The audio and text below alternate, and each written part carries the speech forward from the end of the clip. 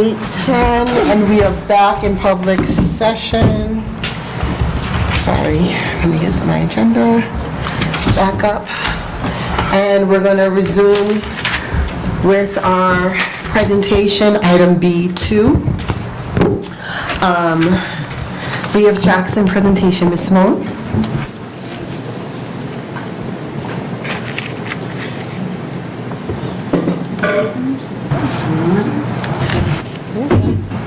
Got it?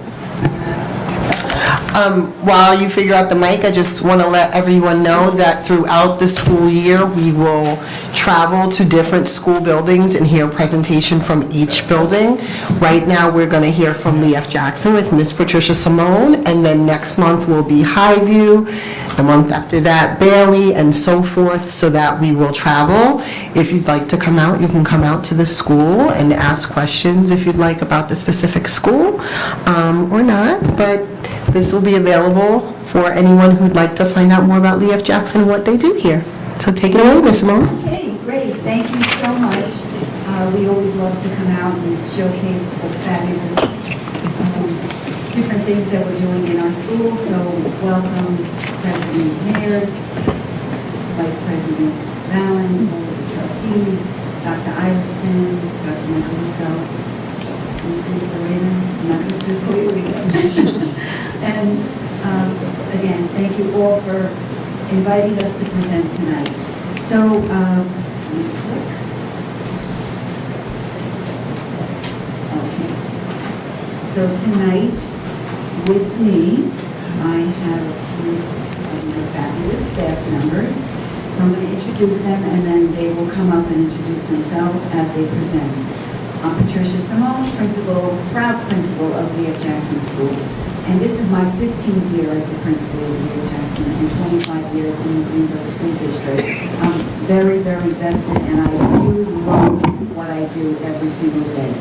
With me, I have Delmisha Baker. She is our school social worker. Christine Lutz, music teacher. Stephanie Puma, first grade teacher. Valerie Williams, reading teacher, and she is a reading teacher in the library, and she is our IB coordinator. I also want to thank Angela Macomb. She is our PLC leader. She came out tonight to support us. And of course, Mr. John, who keeps us safe.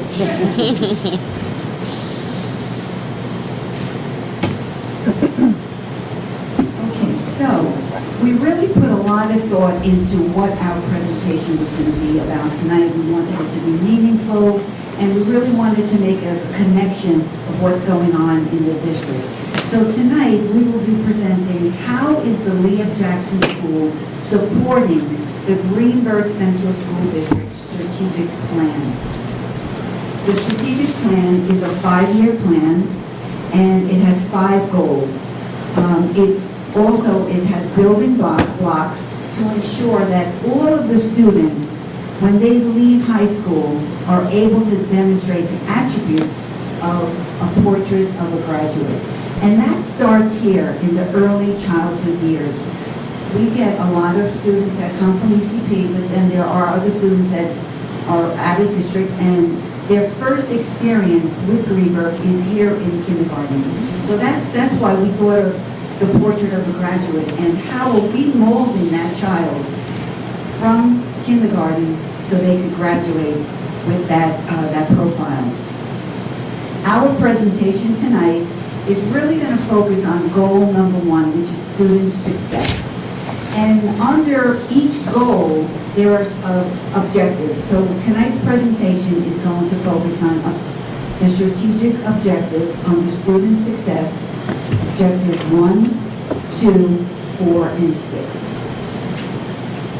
So at this time, I'm going to turn it over to Stephanie Puma, and I hope you enjoy this presentation. Hello, I'm Stephanie Puma. I'm a first grade teacher at Lee F. Jackson. So we started with the portrait of a Greenburgh graduate, and like Ms. Simone said, since we are the K-1 school, we are the foundation of bringing these students all the way up to 12th grade to get them ready to be lifelong learners in the community. So we started off with some key words that we took from the Portrait of a Graduate, preparing these kids to be kind, capable, independent, creative, critical thinkers, and everything they need to just be great citizens of our community. And this is strategic objective 1, ensure all students will graduate as curious, collaborative, creative, critical thinkers, and communicators with the skills to be lifelong learners, with a pathway to contribute to our economy and to be a Portrait of a Graduate. And the key action plan is determine student achievement levels, and since we are the K-1 school, we're really focusing on ELA and mathematical skills, and we're monitoring progress through the different assessments we use here, which is FNP, their VAS scores, which is their reading levels, the COGAT, iReady Math, student profiles, TWR, and their foundation unit tests. And this is for them to develop self-understanding and really foster to be independent and have self-directed learning. And our timeline, so using the PLC structure, it will establish a student proficiency target that will include a 10% increase. And so how do we do data teams? So data teams hold collaborative, structured, scheduled meetings that focus on the effectiveness of teaching and learning. So the six steps of this process is collect and display the data, analyze the data and prioritize their needs, implement SMART goals, select instructional strategies to address the learning challenges, determine the result indicators, and monitor and evaluate the results. And so how do we do PLCs at Leo Jackson? We, as PLC teachers, we meet one time in a 6-day cycle and one day after school. And what is the focus of the meetings? We lead district-wide initiatives. We analyze data to improve instructional practices and learning. We have progress monitoring. We do peer visitations. And what we just started was implementing student discourse strategies. So I am in the IGO class. I have a special education teacher with me, and we just learned about student discourse in our last PD. So we actually just did one with our class. This is something that it looked like. So we started like really simple. We had all the students in a circle, and we had them talk about what their favorite part of the day was. And we did it in a circle, so they were able to understand what the point of this was. Everyone has a voice. We want everyone to collaborate with each other. And then we did it again a couple of days ago, and then we instructed them, you know, if you want to speak, it's your choice. If you don't want to share, it's all up to you. We want everyone to be comfortable in speaking, so we talked about what they were thankful for.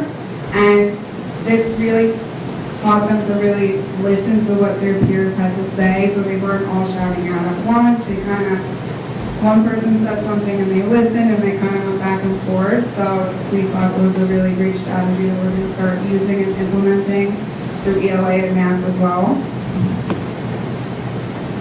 This was just what we're doing in the TWR. So this was a writing sample that we started using. They're learning about how to put together complete sentences using the who, the did what, and the where. So this was about the fall, and they were writing sentences about who, what they like to do in the fall, and this was where they like to do it. So it was really targeting the WH questions. This is our great writing here. Is there a way to get that on the screen for the public to see? No? No, that's not. We're going to put it in post. Thank you. This was what we did at the PD the other day. So we were talking about what discourse strategy is, what does it look like, what does it sound like, and we did it ourselves in a circle. We did one about what we like to do in the summer, and another one was about chicken. An interesting one, but it was fun. We got to just, bounce back and forth with different ideas. I think Dr. Becker was that chicken. So this is some of the assessments that we use and the data that we collect. So we use formative assessments, we collect the data, and we chart it. On this slide over here, we have the data wall, we have them for math, and we have them for their reading levels. We create SMART goals, we determine their instructional strategies and how we can move forward. and ongoing and monitoring their data. And what we do to support them additionally in the classroom is we do literacy centers during our guided reading time. And now for our math time, we're able to do daily 3. So that allows us to pull small groups while all the other students are doing independent work. So we're able to really hone in on different strategies that the students really need and really support them. We're able to do small groups and guided reading groups. And the interventions that we have here are AIS reading and AIS math, which Ms. Lincoln is a part of, and she's lovely. And communication, we're really proud of our communication here. Ms. Simone shares her weekly school messengers, we have flyers, the Reminds app, which is kind of like a texting app where the parents were able to send out messages, which is an easier way for parents to communicate with us rather than email. Newsletters, the calendar, the lunch menu, emails, phone calls, parent-teacher conferences. And, you know, the most important relationship is really parent-teacher relationships, parent-teacher-student relationships, so we're really proud of that here. I know in the strategic plan, the communication is its own goal, but part of student success is that communication, so that's why we added it to this slide. Trustee Warner? Really quick, you mentioned peer visitations. Can you tell me what a typical peer visitation looks like? Is there a structure to it, or just show up? Yeah, so I did one where when I was a new teacher, we went into the other classrooms and we picked a topic that, you know, we were kind of struggling with on how to teach. And there's not like a whole like structure to it. It was you kind of meet with the teacher beforehand. This is what I want to work on. What lesson are you going to be teaching? And we kind of just type up something ourselves, like what the objective is, or what are different strategies are they doing, how can I implement it in my classroom, and just a lot of communication with the teachers. That's how we really get those started. Thank you. Thank you. That was also an initiative that was under our professional development plan. So with the PLCs, we're having our peer visitations, and every teacher, at least once, they visited one of their colleagues. Last year, the writing was our focus, so they were able to go into another colleague that had some different strategies and, you know, to really hone in on their skills. And this year, our goal is to try to have at least 2 visitations, one for literacy and one for math. Wonderful. Thank you, Ms. Simone. Did you have, yes, Trustee Thomas? Yeah, I was wondering if you could share like any activities or strategies that you guys are using associated with self-directed learning for the young people. I think we're going to talk about that next. Yeah, I was going to ask, can we keep the questions to the end just so that they can get through the presentation? And then maybe the questions might be answered, but that we can all ask them at once at the end if you, like, jot them down really quickly. Thank you. Okay, great. Okay, so Ms. Lutz and Ms. Baker, we're going to focus on, turn it over to you. We're going to take turns because it's a shared objective. But my name is Christine Lutz. I know some of you know me for a long time. I'm the music teacher, and I'm also running the Second Step program for first grade. Hello everyone, my name is Delisha Baker. I'm a school social worker here at LFJ. Ms. Lutz and I now collaborating along with our gym teacher on conducting the SEL lessons. So because there is a lot of overlap with what we do here with restorative practices, SEL and IB, we thought it would be easier to go over the next 3 strategic objectives all together and paint you guys a picture of how that looks at here at the school. So the second objective is assist learners to use creativity and sensibility in a day-to-day life situations, enable learners to achieve a balanced growth as a social being in tune with culturally responsive behaviors.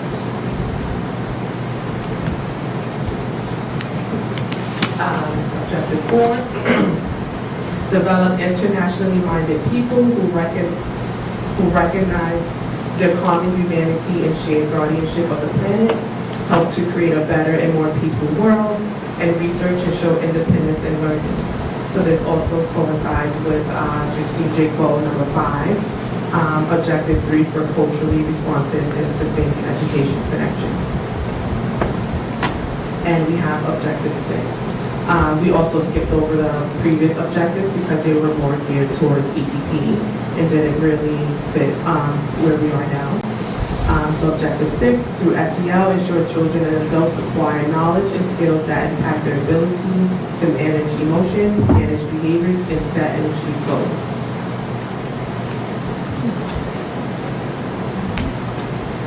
So the key action plan, develop learning frameworks that allow students to explore creativity and relevant, interesting, worthwhile, and interdisciplinary ways while communicating learning in written form where appropriate, as you've seen from the school's examples, and develop and implement the SEL curriculum in all district schools.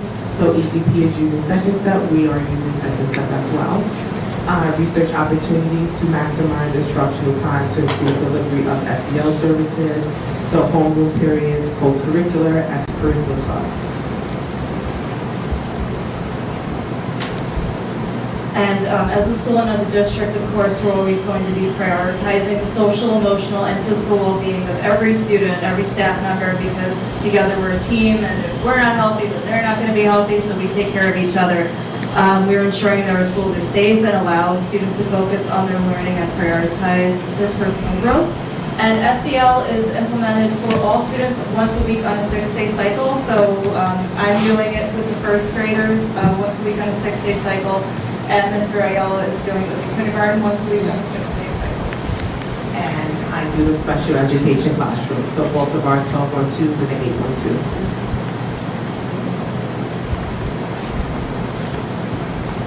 I'd like to invite everybody to take a cleansing breath because that's what I do with my class. If you wouldn't mind just taking a breath in and releasing it. And one more. In. Thank you. Sometimes we forget to breathe a little bit. And that's how I start the SEL classes. And the children have actually taken those strategies not only throughout the day, but they also go home and they breathe, they breathe through situations. And that's what we're all doing here together. So Second Step is something that we're all very proud of. It's something that's really going to teach them how to manage their own feelings as students and also observe the feelings of others. And we've noticed throughout the day that students are just not only aware of themselves, but they're looking around to see, being more empathetic, and it's really helping them to become better citizens also as well, not only students, but citizens going out into the school.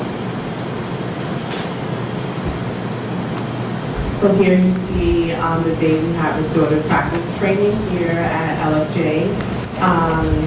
So restorative practices is a field within the social sciences that studies how to strengthen relationships between individuals as well as social connections within the community.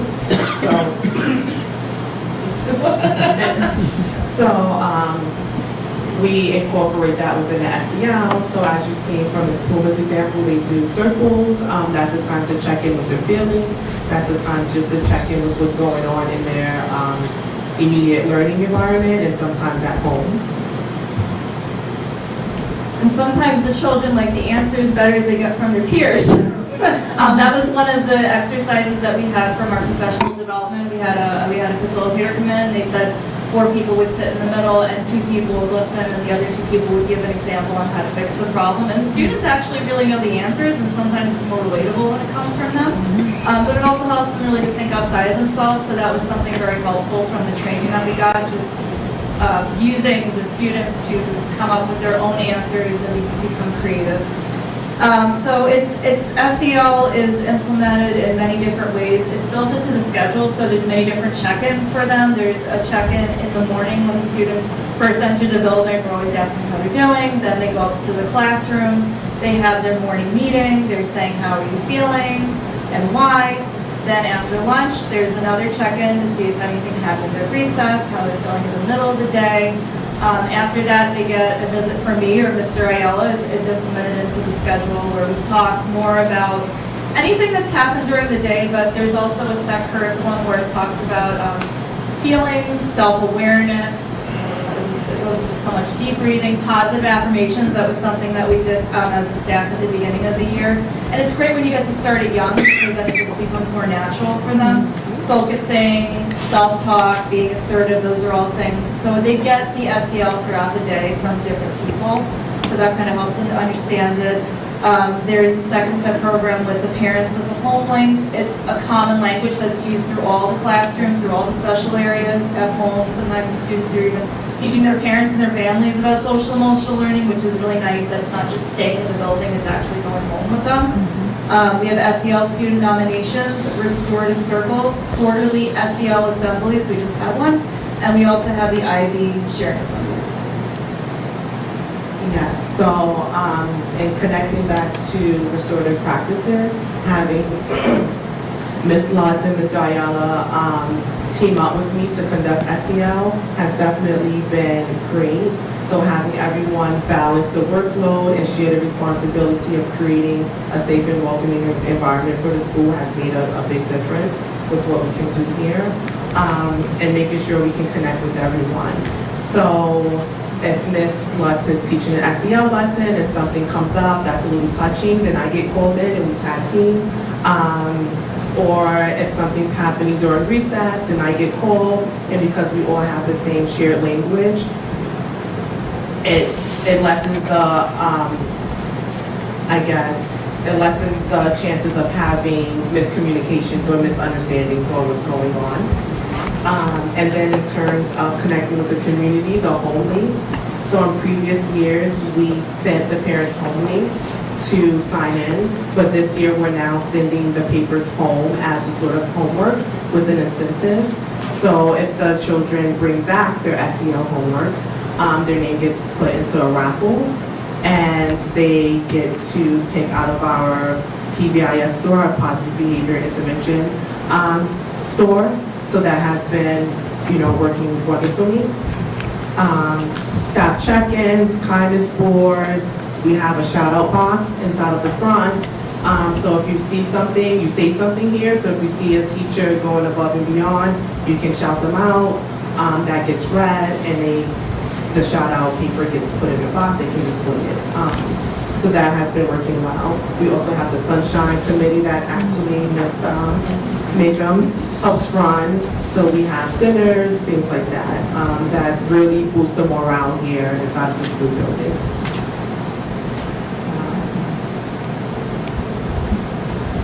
I forgot to add too, we also do have check-ins at the end of the day, I know as well. So what was your favorite part of the day? And the students are just so proud of themselves and we're able to do these on their own.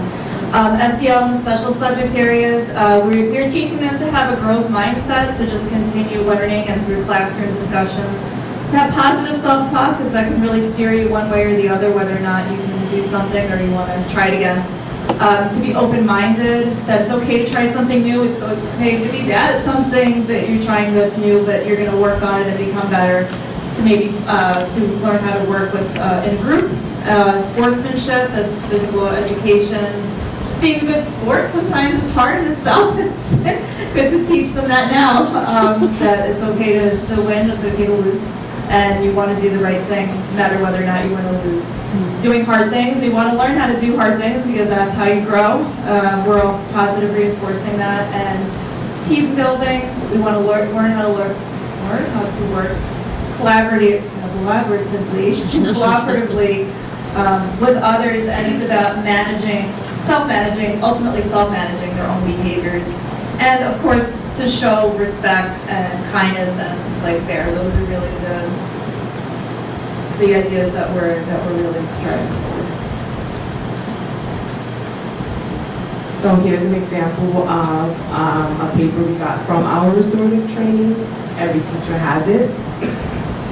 And these are just the list of guiding questions that can help teachers feel more confident and helping students problem solve. And this is helpful as well because it minimizes the amount of peer conflicts or crisis that I get called to take care of inside of the building, because it's building not only the teacher's capacity to have the language to connect with the children, the students, but it's also helping the children build the language necessary to problem solve. We have friendship fix-it corners in some of the classrooms, so if there's a conflict with the peers, they have a guiding list of questions and they go and they try to problem solve themselves. And at the end, there's a little restorative practice within that because whoever is the offender, whenever they have to fix it, they choose something from a list to do something nice for that student. So that has worked well. And then the next slide, it's kind of empty now because the kids have been doing so great. But here's an example of the tickets that the children can receive. On the right side, that goes home so the parents are aware of what their child achieved during the day. I had one parent ask me last year, why don't we have social report cards? And that's a little bit harder. And it may be a difficult conversation for some parents, but this is one way to connect with how well their child is doing in school. And the left ticket that goes to me, and every Friday they get to come inside of the office and pick something. So we have pencils that are actually flexible. The kids love that. They can bend them, they won't break. Teachers love that too. They don't have to keep getting more pencils. We have erasers in the middle. It looks like little toys, but these are all very educational and things that they can use inside of the classroom. We have stress balls and things like that. And as you know, we continue to move forward with this. We can get an idea of what some of the kids like. They're already being assertive and saying, we like to see this, we would like to, have this. I already promised the parents no slime, no, nothing that would mess up the home. And this has been really great. We've noticed a positive change within the students. Again, a decrease in the amount of calls I might have to get to help manage conflicts, and also just overall relations. So an example, we had a student during our SEL and IB assembly that sang every song. He knew every SEL. So our first unit for SEL was how to be good learners. So they learned how to be assertive, how to ask for help. And the 5 are ears listening, eyes watching, body still, voice quiet, self-talk, be assertive. One student in class was observed raising their hand and saying, be patient, be patient. So that's one example. Another one, back to the student during the SEL assembly, he won a poppet toy for his participation in really, showing and demonstrating behaviorally and not just verbally those SEL skills. And one day another classmate in his class was having a hard time. And he actually walked over to him with that poppet, which is like a hot commodity. Like, kids don't share it. And he went up to him and said, do you need this to help you? So that was wonderful. So we're really seeing the changes. And I think you had another example from a student and a parent. Yes. Well, I heard that there was a situation where this was outside of the school, but one of the parents has 2 children, and the child was a little bit active and everything, and the student that I teach said, maybe you need some SEL. So, and the mother said, what is SEL? And he was actually able to say, Mom, that's social emotional learning. And he was actually, so that's just an example of how they really are taking it and they're applying it to real life, and it makes them take deep breaths, just like what we just did. And it's just really rewarding to see how they're stopping and they're really thinking about their actions. And it's going to be really exciting to see in the next few years how that's going to carry through to the other schools. So.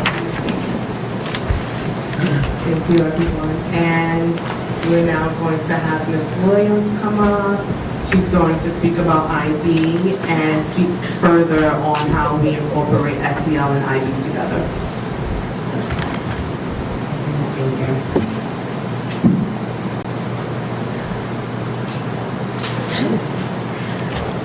Good evening, President Mayor and Board of Education, Superintendent Iverson and Cabinet, and good evening to our entire Greenburgh Central School District family. The Greenburgh Central School District is a K-12 IB district. The Lee F. Jackson School has been authorized to deliver the IB program since November of 2010.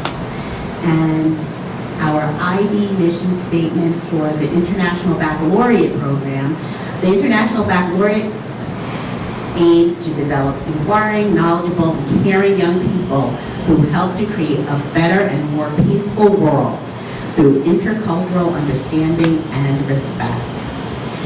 As prescribed by the International Baccalaureate Program IB Learner Profiles, we strive to be caring, communicators, inquirers, thinkers, reflective, open-minded, risk-takers, knowledgeable, principled, and balanced. And that's throughout our school district, pre-K through 12.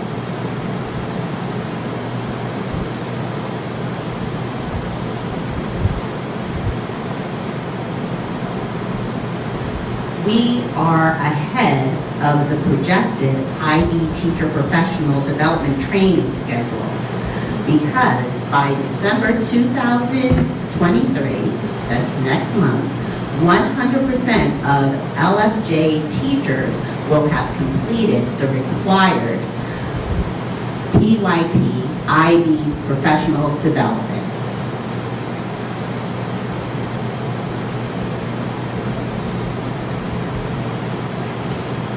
This is our October SEL and IB assembly.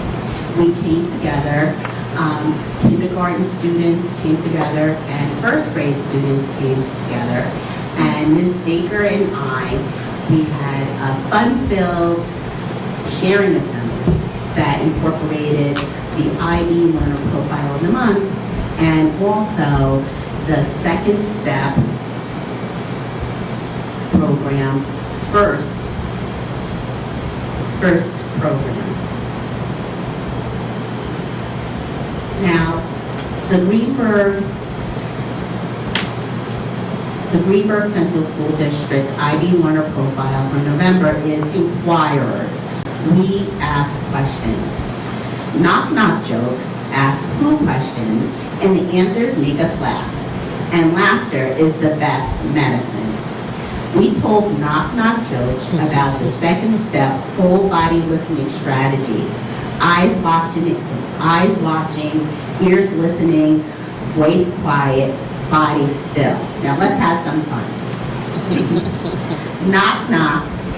Who's there? I sit. I sit who?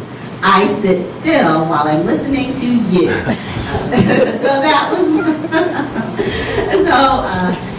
that really caused a lot of laughs. And that goes with body still, which is one of the strategies that we teach the kids in the second step program.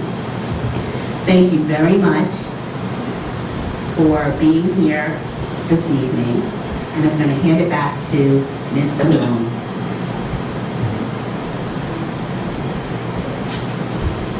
So this is our thank you for inviting us, and we really put a lot of thought, as I had originally said, to make connections to what's going on in the district. We have to start with the social and emotional and student success in order for the other goals to be successful. Thank you, Ms. Simone, for having us, for hosting us.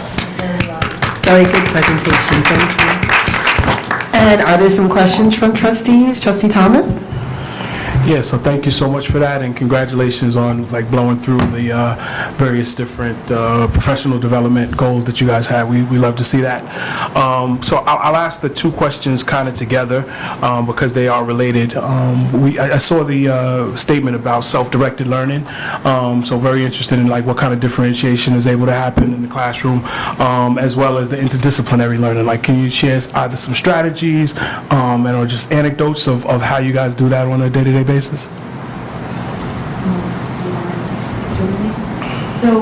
thinking about self-directed, we incorporated into our curriculum having the student discourse. Our math program also offers those opportunities where the students have to reflect, they have to take turns asking questions, and some of the strategies that they use would be I think there's a lot of student choice in our classroom. So for example, in math, when we do daily 3, that's the time when the teachers can pull a small group, and there's so many different manipulatives or different choices that they can make to help themselves in that certain time of what they're learning. If they want to use counters, if they want to use a whiteboard, if they want to use counting cubes, whatever it may be to help them learning, and they're kind of making that choice for themselves. Also, when we're doing literacy centers and they go book shopping, that's a time where they're able to choose from our library books that really interest them. It's not a time where they need to be told, like, this is what you're reading. They're able to explore the library and say, this is what I'm interested in, this is what I want to read at this time. So there's all different ways in the classroom, whether it's a general ed classroom, an IGO classroom, that we have all different materials that differentiate for the students and really give them a choice on what helps them best to learn. Did that answer your question? Mostly, I think she also wanted to, I guess the last part I'll say is just around also the interdisciplinary part. So like how everything is being pulled. The interdisciplinary part is definitely incorporated into our IB units of inquiry, and Valerie, I think she wants to add some comments to that. And one of the goals of the IB program is to promote student agency. And this is just an example of something that I did when I was pushing into a class. I was, very prepared, and I had the models, and I was telling the kids exactly what colors to use and when to color it in, because I wanted everybody to be finished at the same time. So one time I went to the classroom, I didn't have the crayons that I needed. I didn't have enough for everybody. So what I did, I just told them to create the picture and use the colors. And I'm glad that I did that, because they added so many details that I didn't even think of. So now I'm not telling the kids exactly what to draw or what to do. But there is a strategy that I do use. We share the work. So when other students share and then they see that their friends are adding different details, they'll say, oh, I'm going to do it too. So that's how I get them to add more details, and then the verbal praise. And then each time they work, they're adding more details and they're thinking differently. And then also, how like you have the feelings charts with the different faces for happy, sad, frustrated. So I gave them a feelings chart, and I was expecting them to choose one. But there were students who were choosing a lot of different feelings. And I was saying, well, they're just choosing anything. But this is what I did. I asked them, well, why did you choose those feelings? And they really explained the range of emotions. And it really made a lot of sense. And also doing that when they're responding to literature, to think about how the characters are feeling. Because I had the opportunity to be the out teacher for first grade. And the students, really their answers were really thoughtful and in-depth and a little bit different than I would have thought, but they were great answers. So instead of me telling them what they should do or modeling it, let them tell everybody what they're thinking. So I find that helpful. Thank you so much. Okay, thank you. Trustee Warner? Sure. I remember in a presentation in Highview in a previous year, we had this thing called the buddy bench. And in the buddy bench, you basically had this bench out on the playground, and if you were looking for somebody to play with or something, you'd sit at this bench, and that was like the signal. And then people knew that they would come to the buddy bench and come play with you. And that was, to me, that was sort of a way of teaching kindness. And I noticed that kindness is an IB virtue. So how do you teach kindness in K-1? Any example, anybody? We do have 2 buddy benches, and they're outdoors, and thank you for the Girl Scouts. They came during the spring, and they painted and cleaned it. How do you teach kindness? Well, first of all, we model it as adults. It's incorporated into the IB, the profile. I know with our SEL program, there's units of kindness, and I see my ladies are Eager to tell us. Questions. Okay, so ironically, one of our songs that we sang was K-I-N-D, kindness is free. And this song was such a big hit. Okay. We were singing on the bus. They're singing at home. They're singing at sharing. So they're learning about it through song. We also just did a unit on empathy, feeling what someone else is feeling. We sang a song called Put Yourself in Someone Else's Shoes, but it's also about teaching the kids to be more observant about how does someone feel without them telling you. So, and kindness doesn't always cost something. Kindness could be a hug. Kindness could be how are you doing? And so we're addressing it in that way, really teaching them how to observe it, and then also through singing, and then what does it mean to be kind, and having a lot of discussion, and the kids share their own experiences. And along the lines of that, when we think of SEL and kindness, we think of everyone coming together, but in that we're also teaching the kids to be assertive and expressing how they need. And sometimes you don't want to hug, sometimes you do want to sit by yourself. So we're also teaching the kids boundaries. Okay. So it's okay to ask your friend before you say, hey, you're sitting by yourself, and to grab them and say, come and play, but say, do you want to play with me? And give the other student an opportunity to say no. And then they share language like, okay, maybe later, or let me know when. So then this way they have a lot of autonomy, there's setting boundaries, and they're also learning how to tolerate the word no, because that's a big thing in this age group. Because if you say no, I don't want to play with you, they think that means they're not friends anymore. But it just means like, no, not right now. So we are teaching them that in that manner. So treat those the way you want to be treated, be patient, be understanding. For the most part, I don't think we really have anyone sitting out. They're all playing with each other. You'll see random students that know each other, and you're like, okay, you're in class 201 and you're in class 208, and you have lunch at different times, and you're not even on the same bus. Like, how do you guys know each other? But they're finding different ways to interact, whether it's down the hallway, things like that. And again, we display the kindness, so we all stand throughout the hallways in the morning, and we're always greeting the kids. Some of them are tired of hearing 10 different adults say good morning, but they love it and they know when someone's missing. Great, thank you. Thank you. Any more questions, comments? Yes, Trustee Valen? I just want to follow up on the parent home links you guys described. I think that's fantastic. Yay, I liked a lot of what everybody said tonight. I'm just curious on the participation rate. You've got the right carrots out there for the kids to push their families to engage. I'm just curious, since parents might be watching, how can we encourage more participation from the home? Yes, we do have a range of participation, but so far I have style folders that I keep the home links in. Just so, again, when we're doing the raffles, we're doing like the special prizes, I can keep track of everything and all of those folders are full. Of course, you may have like one class that might be doing a little better than others, but overall, there's not one single class that stands out, like everyone's participating. And I think the kids are also like going home and saying, I want to do this. I had one student who was like running after me one day with a paper in her hand, and she's like, I have it. So just to the parents, like your children do want to do it. They do like being rewarded for good behavior. They are like, they're kind of intense with sometimes. It's like, I was nice today, like that's what I said. And they're like running after me.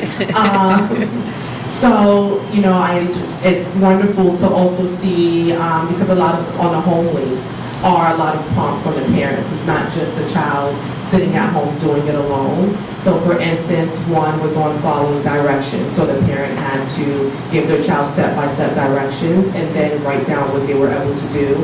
And then the child had to draw it out. So, the parents have to sign and put the names. So we're getting a lot of that. So I would just say, the kids enjoy it. It's a bonding time with your children. You can see what they're learning in school. It'll help you with behavior management at home. So then this way they hear the same language at home, in school, on the bus, wherever they go. So it really gets ingrained in them so they can take it with them. And, when they get to, the higher grades, we really hope that you all continue to see the positive impact that that's having on them. Thank you. Yes, Trustee Jacobson? You know that SEL is my jam, and I just want to thank you for all of the hard work and creativity you've put into this, because I know all of the steps that it took to get to this point, and just to see the level of engagement that you're getting from the students and the families is really exceptional in such an actual short period of time that you've implemented it. So congratulations. Any other questions? Trustee Long? Also, I'd like to thank you all. It heartens me to see the commitment, not just in breadth, but in depth to the strategic plan, and your observations that what you're doing today and your excitement of what that's going to look like in a few years. I think it's awesome. Thank you. Thank you. Any other questions, comments?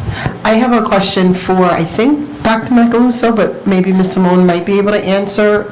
So I heard Second Step, ECP, Lee F. Jackson. What's going on in the other schools, Dr. Macaluso, with regard to programming? Currently, we're using Second Step all the way through 6th grade, and Great. Aperture in 7 through 12. And is there any, this is the part from Ms. Simone, is there any alignment as far as building leader? Like, do you align with, I know you work closely with Mr. Washington, but with Mr. Mastrangelo, who then aligns with Ms. Simone with regard to Second Step and SEL programming? We're all part of the SEL committee, so during those committee meetings, we know what's going on in the other schools, even with our PLC target leadership throughout the year, where we sit with our group, our school, but then we have time to articulate with ECP and with Highview. It's displayed, we complete charts. It's very transparent from pre-K through 12, and that's where we get that alignment. Okay, great. And has there been any feedback, I guess at least with Lee F. Jackson, from the classroom teachers about the SEL? I heard about the check-ins. I'm a social worker, I'm a clinician, you have one on your team, which I love. But I actually thought it was a lot of check-ins, I gotta tell you, a day. So maybe I got mixed up. I was trying to type how frequent, because I heard you say 6-day cycle, but then I also heard the check-in. I was trying to write that down, all the different check-ins throughout the day. So is there any feedback from like the classroom teachers, at least at Lee F. Jackson, about some of those check-ins? Like, do they feel like it's helpful? Do they feel like, you know? Absolutely. Okay. So in the morning, we have morning meetings. Right, I heard the So circle. during that morning meeting time, that we've been doing that pre-SEL curriculum. Right, That's right. just something natural, that's an early childhood. When children return from lunch, it's always, oh, this happened during recess, so now we're using a structure. Great, okay, to Okay, follow up yeah, on to some of the follow up. recess Where conversation. before it Good. could have been a 20-minute conversation. Now, we have a structure that could be in 2 or 3 minutes. We're using this common language. And I know it's very helpful in the classroom. At the end of the school day, okay, before you go home, just want to check in, how are you feeling? It could be a smiley face. Okay, great. You know, it's really like, it's quick, it's very quick. Okay, And, good. at the end of the school day, we have our STEAM centers, so that's another interaction to display what they're feeling. Thank you so much, that's clarifying. So we're there. And I just wanted, I'm sorry, Trustee, I just wanted to add the lesson every 6th day. That's something that we're doing district-wide as an explicit instruction piece for SEL. So when the LFJ team spoke about the unit on empathy, every 6th day, that would be the opportunity for them to deliver the instruction on empathy, but the check-ins happen more regularly. so the instructional piece on the 6th day is like part of homeroom, or how does that like where does that fit in? It happens in the classroom. Like in the classroom environment? Alex Okay. is our music teacher, but she has music with the students. We don't take away from music. Uh-huh. And Coach Ayala, he is our phys ed teacher. He sees the students twice on a 6-day cycle, but he has one more built into his schedule where he visits kindergarten classes, one out of a 6-day cycle with SEL, just SEL lessons. And the SEL lessons could be 20, 30 minutes. It doesn't mean that this is a whole period.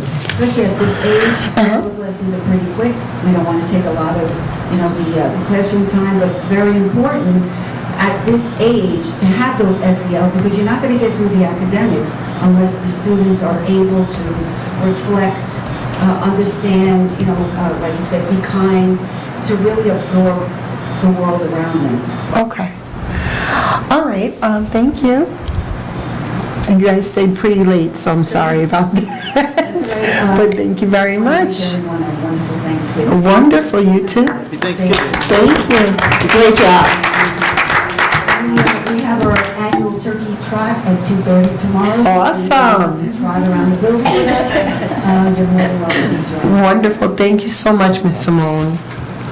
Okay, we're going to get back to our agenda. Next on the agenda is item B3, policy presentation. And I'm going to turn that over to our chair of the Governance and Policy Committee, Trustee Valen. This is regarding policy 7240, student records access and challenge. The board did go over this policy last week, so now it's being presented to the public and will be held open for a month. We will take a vote on adopting the new policy at the December regular meeting. The changes that were suggested by Trustee Washington and supported by the rest of the board have been incorporated. Board members, if you take a look at the document in front of you, that's the portion identified in blue, which has been added back in. If any member of the public wants to comment or make suggestions on the policy, please email board@greenburghcsd.org or our district clerk, and that will be under consideration before we take a vote. District Clerk is K. DiFrancesco, KDIFRANCESCO @greenburghcsd.org. And if I got that wrong, I'm sure she'll chime in. I can't see her. Okay. And that's all. Thank you, Trustee Warner. Any questions, comments, concern about the policy? Trustee Warner? No, Trustee Valen. Okay, thank you, Trustee Valen. Trustee Warner, did you have a question, comment, concern about the policy? No, I'm good. Okay, thank you, Trustee Valen. Okay, next we're going to move on to C1, committee reports. Are there any committee reports? Yes, Trustee Valen? I recently attended a meeting on October 30th, and my role as Westchester Putnam School Board Association Advocacy Liaison. We reviewed the survey results for this year's legislative advocacy priorities for the Lower Hudson Education Coalition as we begin preparing for the 2024 New York legislative session. Briefly, most respondent districts are concerned about the following points: the sustainability of student mental health programming during a time of increased need, school district funding issues such as the regional cost index attributed to the Lower Hudson Valley, which doesn't reflect actual costs, a need for common sense revisions to the tax cap formula, and an update in the data used in the calculation of foundation aid, teacher and certified staff shortages, which is also a nationwide issue, issues surrounding the shortage of school bus drivers and the electric school bus mandate, including cost of both vehicles and charging station, as well as the ability to operate buses in certain real-world conditions. And cybersecurity is a rising issue for the region overall. In addition to these identified commonalities among the school districts that attended, some participants discussed funding for school resource officers and mental health, school lunch funding, seeing where unfunded mandates could be changed or funded, looking at ways to ease the pathway to teacher certifications and looking at certifications for other mental health providers, regaining the cost share for out-of-district special education placements from the state, especially as the number of local providers is shrinking, and seeking flexibility in school schedules with the addition of new holidays. I believe Diwali was just made a state holiday. There were more lengthy discussions around pre-K programs, including issues with available space in district, educational leadership structure for small or multiple settings, the need to place students elsewhere as pre-K expands, and the amount of administrative time needed for relatively low reimbursement from the state per pupil overall. The purpose of the meeting was to flesh out the advocacy priorities local districts have in common, and we will meet again in December, ahead of, again, of the legislative meetings. If any board members have items that they would like me to bring up at the December meeting, please email me. Thank you. Thank you, Trustee Valen. Any questions, comments, concern about the RISBA advocacy? No?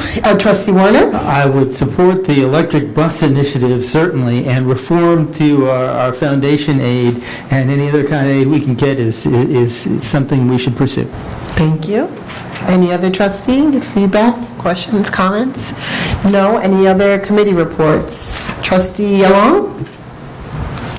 The Wellness Committee had their second meeting today, and I do not have all of our notes typed out yet, so I'll just give you the cliff notes.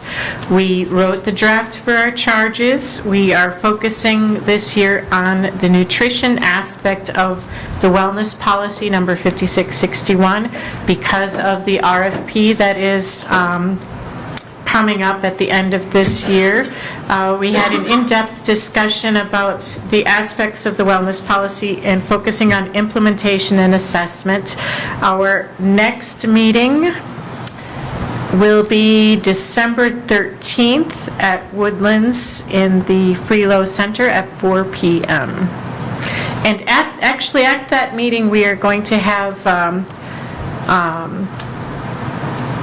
a moment where we talk about where we build a idea tree. So we are also welcoming new members to the committee throughout the year, so anyone interested that has not yet joined a meeting is welcome, and they may send an email to either myself or Ms. Raymond. Are we gonna, do you want me to give the email? I do. All right, so J. Along, ALLONGUE @greenburghcsd.org, and you can email me and let me know if you are interested in participating in the Wellness Committee. Thank you, Trustee Long. Any other board committee or committee updates? Trustee Valen? Just an announcement that the next meeting of the Governance and Policy Committee will be on Monday, November 27th at 4 p.m. at the Woodlands Middle High School Innovation Lab. Thank you. Trustee Warner? This is a report on the Safety Committee. The Safety Committee met on Thursday, November 16th at 5:25 p.m. Attendees included Tracy Mears, David Warner, Kiana Washington, Dr. Iverson, and Lisa Raymond. Others present were Will Washington of the GAO and Tiara Standback of GCSO, Dr. Michael Moralia of CLPS, and Michael Zarilli, also of CLPS. Those are our security firm consultants. We noted that our recommended community charges were adopted at the 11/14 board meeting. A link to the new charges should be posted on the district website shortly. We reviewed and approved amended minutes for the 10/12 Safety Committee meeting. Heard a presentation on the TAP app security application from Crisis Leadership Preparedness Solutions, CEO Dr. Matthew Moralia. TAP app provides real-time horizontal communications and incident management and includes connections both among staff and with local first responders. It's currently deployed in over 3,000 schools in 21 states. You can create alerts, maintain communications, and allow remote access to security systems during an emergency. Software resides on district-provided devices and may also be downloaded on your staff's cell phones. It'll run on a variety of computer and cell phone platforms compatible with other security software applications. We'll check on eSchool Plus integration. Administrative privileges are configurable based on your security plan. After-action reports help us review and improve our response to an alert. TAP app is included in our BOCES Cooperative Services Agreement and is covered by our current $24,000 contract to the end of this year. We can avoid problems such as having different groups of educators communicating with different members of law enforcement and duplicating effort because they don't know about each other. A single platform will keep everybody informed. There's settings for practice drills. CLPS provides group training for initial platform rollout, coming soon to professional development, and individual online training for new staff hired after the rollout. We also reviewed bus staffing issues. We posted for 5 unfilled bus driver positions and 3 monitor positions last month. To date, these positions have not been filled. We will advertise for drivers and monitors in our local community and social media and make sure that the posting gets updated on the website that belongs to the company that we're talking to. If you're interested in a position as a school bus driver or monitor or know anyone who is, contact Royal Coach at 914-733-3008. That's 914-733-3008. You can also look for the Royal Coach website. We discussed school building access issues. Migration to Raptor software for building sign-in is complete. We're doing work on outstanding software issues. Functions of the Raptor software versus timepiece software were discussed, and we talked about controlling access to parking during school hours and whether we needed to go back to numbered parking spaces or not. That discussion will be ongoing. We discussed a proposed security project. Last month, we recommended we obtain cost estimates for security items in progress or not yet addressed from our CLPS security audit from last spring for a possible security enhancement project. Scoping of the project should include detailed security assessment for schools other than Woodlands, because we did the one on Woodlands because that's where the first incident happened. Funding sources are possible grants and the $1.3 million annual fund balance. Administration suggests we convene the district-wide safety team, or the equivalent, the group that annually reviews our safety plan and includes, the fire department and the police department and parents and administrators and teachers to gather and review additional information. The team could convene as soon as January 2024. Vape detector update. We've obtained some, but not all, of the required servers to support detectors through LRIC. Work will continue after Thanksgiving break. We've ordered an additional detector for the Woodland Student Lounge, and vape detection should be part of an effective program to help students stop vaping. 8, automated bus stop arm cameras have been installed on all buses, so when that arm comes out, there's a camera on you. Okay. A new speed detector electronic sign has been installed on Pat Capone Road near ECP to see if you can monitor whether you're going too fast without meaning to. Transportation emergency communication systems. School messenger parent communication test was completed in early September. The results were in a school messenger report. We're updating contact information for parents who were not successfully contacted, and there was a glitch with text messages. So the emails and the phone calls went through well. There was a problem with the text messages. We're going to check that out. After school access to buildings. We can't prop open doors. We need to research after-school safety protocols. We need additional staff to maintain safety after school. There are cost estimates for 2 to 3 security aides. We've requested a civil service list for additional staff positions. Okay. Lisa Raymond briefly reviewed a 1026 online health, safety, and security forum attended by Fernando Santos. The forum highlighted methods of determining staff and equipment needs at campus and building and classroom levels. We talked a little bit about security cameras. The Technology Committee is reviewing camera placement and formulating recommendations for additional cameras. This could become part of a more extensive security package proposal. Finally, provisions of the New York State Workplace Violence Prevention Law now apply to school districts. The district must adopt a violence prevention policy, conduct a workplace risk evaluation, develop a violence prevention program, provide training and information for employees, maintain records of incidents, annually review them, and improve the violence prevention program as needed. See https Department of Labor dol.ny.gov, workplace-violence-prevention-information for details. The deadline for policy adoption is January 4th, 2024. Erie One BOCES is providing a policy template, so that should be coming down the pipe. I've already mentioned that to our chair of our Government and Policy Committee. We adjourned to closed session to discuss matters that would endanger the safety of the public at 7:09 p.m. and came back out at 7:19 p.m. You all, as board members, have both the open and closed session minutes of the meeting, so if you have any questions for the closed session part, please address them in our upcoming closed session, because we're going to have a second one. Next meeting of the Safety Committee is December 14th at 5:15 p.m. And I should mention, since I'm also the chair of the Finance and Facilities Committee... Wait. Yes. Do we have any questions first for the Safety Committee before you move on to Finance and Facilities? Questions, comments? No. Can we turn the page to Finance and Facilities Committee? The next meeting of the Finance and Facilities Committee is December 21st at 6:30 p.m. in the Woodlands Innovation Lab. Thank you. Thank you, Trustee Warner. When's the next Safety and Security, you said? Did you tell us that? Yes, I You did. did? Okay, I probably missed it. All right. December 14th. Thank you. Any other comments, questions, concerns? Trustee Thomas? The next CEC meeting will be next Tuesday, November the 28th at 7 p.m. via Zoom. I did send an email today to the distribution list. I neglected to add the link, so I will be resending that email tomorrow. And if anybody would like to be added to that distribution list so that they know when the meeting's going on or what's going on in the community, please email me at jthomas@greenburghcsd.org. That's jthomas@greenburghcsd.org.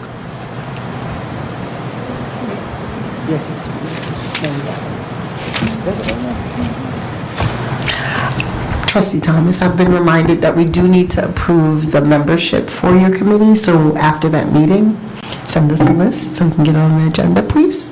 Thank you. Any other questions, comments, concerns? No? Any other committee reports?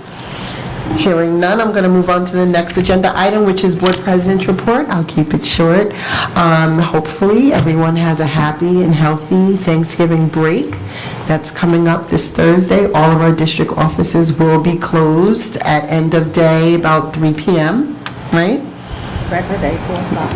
Regular day, 4 o'clock, I'm sorry. Thank you for the clarification. After that, you will not be able to get a hold of anyone. Friday, all of the district offices are closed, so no one will be here until Monday morning. Hopefully, everyone is able to give thanks, whether you're spending it with friends or family or whomever, that you are able to reflect on things and give thanks for what you do have. Any objection? I'm going to move on to a second public session. Public comment. Oh, I'm so sorry. We never have any public commenters. I'm sorry. No one comes out. Miss DeFrancesco, do we have any? No? Okay. All right.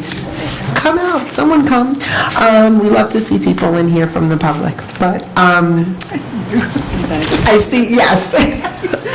Okay, so next on our agenda is the second executive session. So can I get a motion for a second executive session, please? I move that we adjourn to executive session to discuss the employment history of particular persons, personnel matters, and/or employee records. Second. It's been properly moved in second. Any discussion? Trustee Valen, you had an addition to something that we may be discussing in exec session? I just wanted to perhaps say that we're also discussing matters deemed confidential by state or federal law, including seeking advice from counsel. Thank you. All those in favor? Aye. Any opposed? Any abstentions? Motion carries. It's now 9:17. We're going to executive session. Thank you. Thank you. Thank you. Thank you. Happy Thanksgiving.